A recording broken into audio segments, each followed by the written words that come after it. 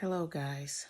I need you all to hit the like button. I need you all to subscribe, and I need you all to tell a friend to tell a friend. Tell everyone about this channel, about this video, about narcissists, about narcissistic abuse, and about the characteristics and behavior of narcissists. How to get out, how to get away, and how to get to safety, and how to have and lead a normal, happy, healthy life. Normal, happy, healthy life, guys. So, early this morning, it's probably about close to 3 a.m. I've been out dashing and I needed to make some extra coins to pay off a couple of bills that I have. But as I was out dashing, guys, a family friend who was keeping my son until I got my new place understands my situation. She knows that I'm living in a shared living space, and the rule is there are no children allowed. She knows this, right? She also knows that I have a car payment that's due every week, just like my room payment is due every week. She also knows that I had to move out of my apartment because my son, my 20-year-old, left me with all his portion of the bills, which put a lot of weight and pressure on me financially. And he did it at a time where I barely had time to get back on my feet after losing my job at an airline I was working for. So she knows my situation. She knows what position I'm in. And she reaches out to me tonight while I'm dashing and asking me if I could come get my son. She didn't give me no time to prepare. She didn't communicate with me in advance. She didn't ask me in advance.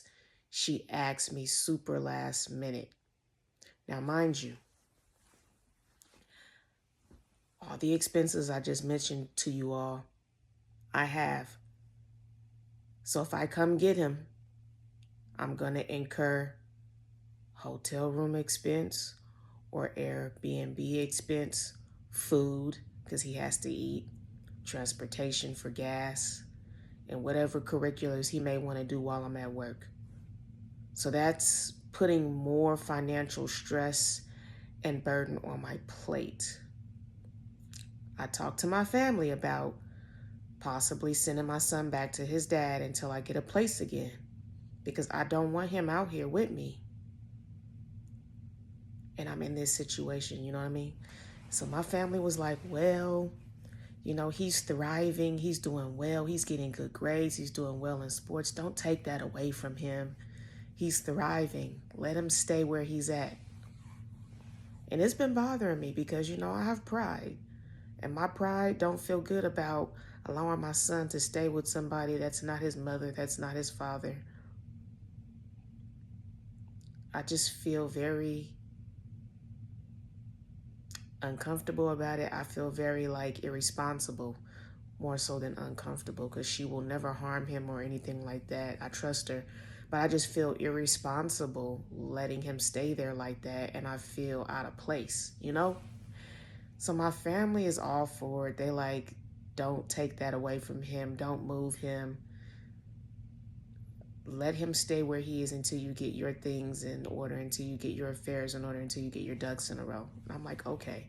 Because for the longest time, guys, this has been eating away at me. It's been torment for me.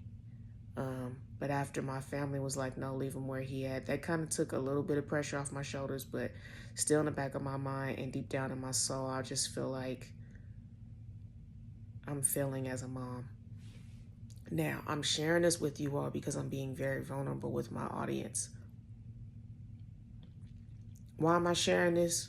The point I'm making is even good people and people who are kind and people who mean well can be narcissistic and can make decisions that seem so selfish, so inconsiderate of another person, and they don't care because they're not thinking about how their decision is affecting someone else. They only care about how it benefits them.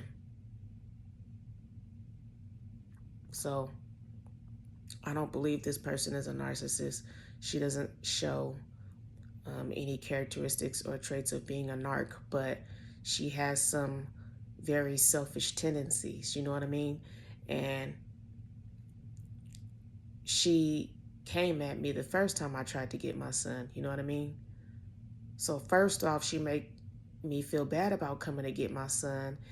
And then second off, she springs this on to me out of nowhere, super last minute, asking me to come get him at a time that she knows that I'm in a very difficult situation and finances are not the greatest. So you put me under more financial strain by asking me to come get my son out of nowhere. You don't give me time to prepare. You didn't communicate with me in advance. You just spring it on me super last minute. And that's how I feel. That's just my perspective and take on it. Also, people love to do things like this when they feel like they have leverage over you. They make certain types of decisions because it feeds their ego, to feel like they are in control, to feel like they are making it hard for someone else when they are, in a situation where they have someone underneath their thumb, so to speak. And when people are in those types of positions, people get power hungry and go off on power trips, and they just get carried away, and they do things to make you feel worse than you already feel, to make you feel smaller than you already feel, to make things harder for you, to stress you out more, to inconvenience you, to put you in a position to where like you feel like your situation is already difficult, but they make it more strained. People just love having power. They love being in control. I mean, we're living in a day and time, you guys, where control is a currency these days. Control is currency. And when I say that, meaning like people love and desire control just as much as they love money. And it's sad. It's sick. And then people love to take their opinions of you and they want to discuss it with other people because they think they know who you are. They think they know everything about you. They think they know what your goals and plans are based off of what they believe of you. And they take your personal information, your personal business, and they spread it, and they make it the gossip topics for the week, for the day, for the month, for the year, just because it makes them feel good to step on someone when someone's down. It is sad. It's sad that people are like this. That's how you know people need help. When people feel good about stepping on others when they're down, or they blow up their level of control or their leverage that they feel like they have over someone, they blow it up, and they get carried away just because it makes them feel good. People are sick. People feel good about hurting others. People feel good about stepping on others. People feel good about making things hard on someone else. People feel good about talking about somebody behind their back. People feel good about betraying people. People feel good about flipping the story and flipping the script and making themselves seem and sound so innocent, but yet they don't tell the full story. And there's two sides to every story. So, I just sit and I think, wow, God, like, why me? Why am I always the person that's being persecuted by people? They come off and they start off and they seem like they're so kind, and they start off and they seem like they have good intentions, and then lo and behold, I find out that they have ulterior motives, or the negative dark side of them comes out that they've been keeping in a locked cage, and they pop out like a pit bull whenever it's open season for them to just throw darts at you, But you got to be above it. Just like I got to be above it, you got to be above it. Just like I can't worry about what somebody's saying about me, I can't worry about what somebody's trying to do to me, you can't worry about it. Because people going to talk. People going to make their opinions. People are going to make decisions based on what they feel it's going to do to you, because it's going to make them feel good about what they feel like they can do towards you that's negative. People are selfish, people are inconsiderate, you know. People tell lies. They create smear campaigns. They slander your name. They throw you and your name under the bus. They accuse you. They backstab you. They betray you. They lie on you. They switch up on you. They change up on you.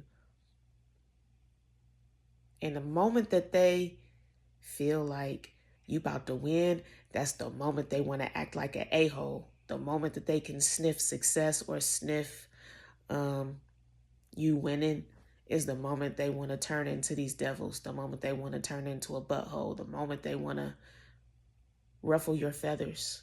You know what I mean? But you are that one that always come off on top. You are that one that God chose. You are strong.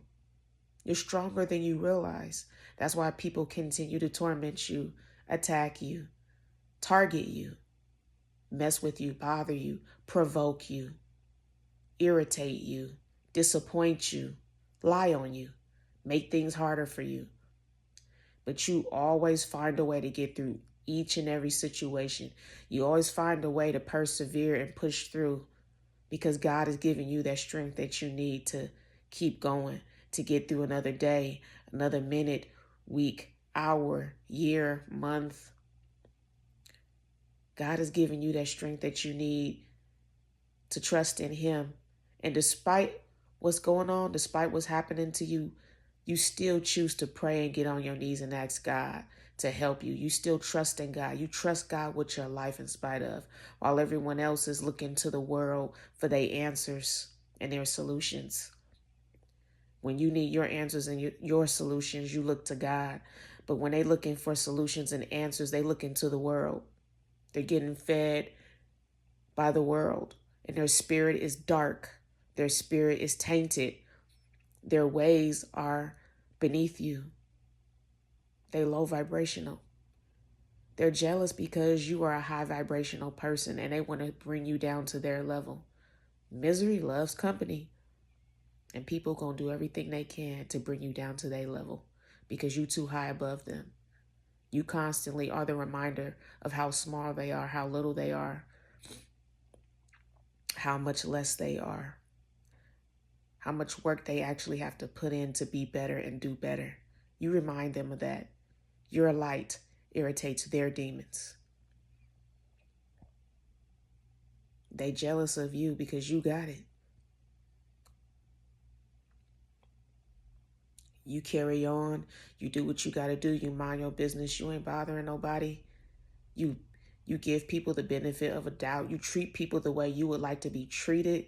You respect people. And what do people do to you? The very opposite. They disrespect you. They don't give you the benefit of the doubt. They judge you before they get to know you.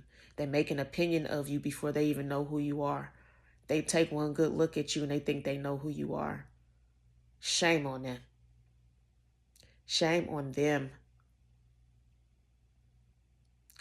But one thing I want to share with y'all before I end this video is you got to keep your head high. Don't let nobody stop you and knock you off your square, because this is a journey, a spiritual one. We're dealing with spiritual warfare. Do you guys hear me? Spiritual warfare is so real. I'm feeling this pressure at an all-time high, and I'm being tested every day. My character, my faith is being tested every day with people, with situations, with circumstances. And I'm like, Lord, I don't know how much more I can take. I don't know how much I can handle anymore. I don't know how far I can keep going.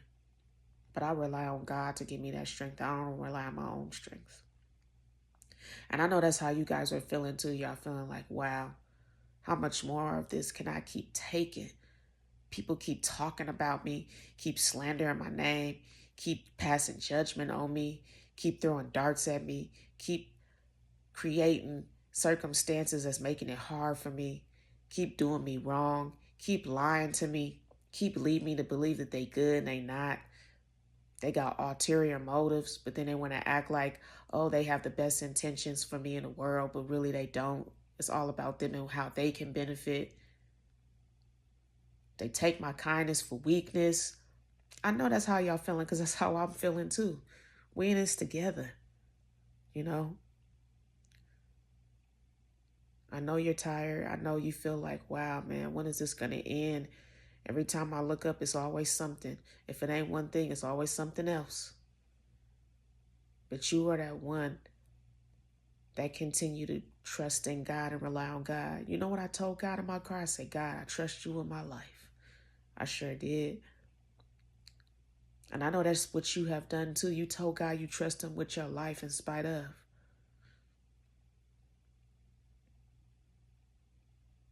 You was the one. You was the one that continued to be kind, to continue to give, continue to be there for people. You the one who made those sacrifices, not them. You was the one who was always taking the high road, not them. You always the one, even when you get frustrated and you feel screwed over, you always trying to find a way to do the right thing while everyone else is finding a way to be on demon time.